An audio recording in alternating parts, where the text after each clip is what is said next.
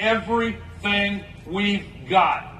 And since everything is at stake, it is justified to give it everything we got. Let me tell you, we ought to feel a sense of joy, really and truly, that we are alive at a moment in history when we have the privilege of joining with one another in a great cause, the stakes of which have never been higher, the outcome of which is foreordained because it is a just outcome. We ought to feel happy that we can turn our energies toward this struggle. Let's move from this place onward to Paris and through Paris and beyond. Make sure your voices are heard. Win the conversation. In all those prior movements, conversations mattered, like the ones with my friends, like the ones outside that pizza line.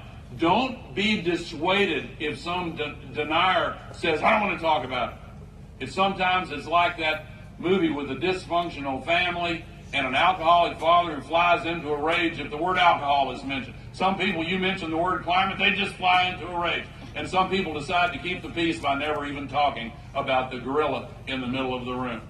Don't let that happen to you. Speak up. Don't be violent. Don't be harsh. Don't be cruel.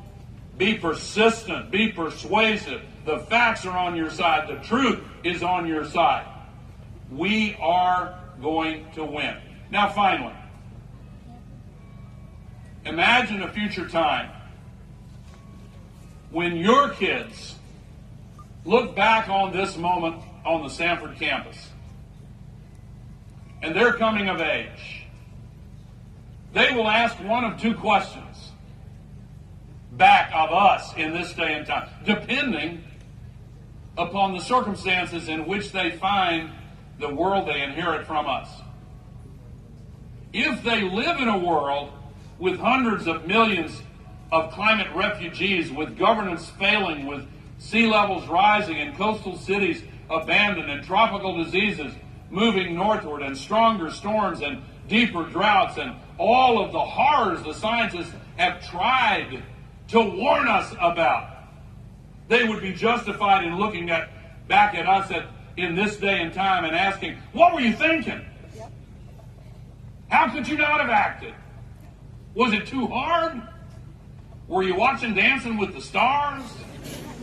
What was the deal? But if they live in the world we are determined to leave to them, if they live in a world where hundreds of millions of new jobs are being created in making buildings climate friendly, in making agriculture and forestry sustainable, installing solar panels and windmills and making businesses efficient and reducing the global warming pollution and creating hope for the future. And if they can look at their kids and know in their hearts that their lives are going to be better still, I want them to look back at us and ask, how did you find the moral courage to rise up and do what many said was impossible? How did you find the courage to act? The answer to that question is going to be, in part, the students of Stanford University came together and said, yes, we must, we can, and we will. Always remember, political will is a renewable resource.